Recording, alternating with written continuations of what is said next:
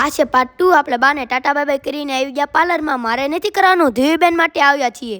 પછી આપણે આવી ગયા પાર્લરમાં, મારે હેર કટ કરાવવાના છે.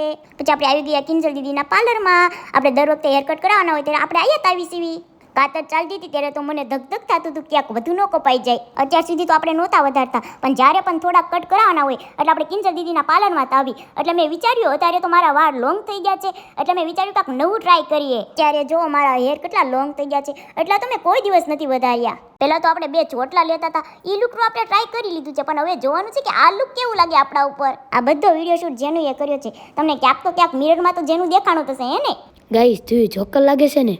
નહીં, ફાઇનલ લુક તું જોજે કેવી લાગુ છું. અને જો આ ગરમ ગરમ હવાથી મને તો એવું લાગે છે કે આ બોર ડાયરથી મારું મગજનું દહીં પણ સુકાઈ ગયું હશે. તારે મગજ એ હતું? તણંગ જોવો તો ખરી આ કોણ છે? હું તો ન્યૂ ધ્રુવી બની ગઈ. ઓળખાવ છું? મિરરમાં જોઈને મને તો વિશ્વાસ નથી થતો આ હું જ છું ને. મમ્મીને પણ આ હેર બહુ ગમ્યા. વાહ દેવી, મમ્મી જોઈને કહે છે હા હવે માણસ બની ગઈ મારી દીકરી.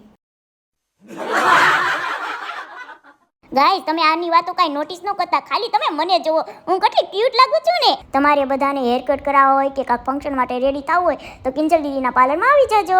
રંગોળા છે પાર્લર. કિંજલ દીદીની અયોધ્યા ગયા હતા એટલે આપણી માટે રામલલ્લા અને ત્યાંની પ્રસાદી લાવ્યા. આ તો જંગલી બિલાડી જેમ બનીને ગઈ હતી. હિરોઈન તેન પાસે આવી, હું તો શોક થઈ ગયો. ગાઈસ, તમને બધાનો મારો ન્યૂ લુક કેવો લાગ્યો કમેન્ટ કરજો, અને જેનુંના રિએક્શન તો જુઓ. પછી આપણે નીકળી ગયા ઘર તરફ જવા માટે. Like, share, subscribe.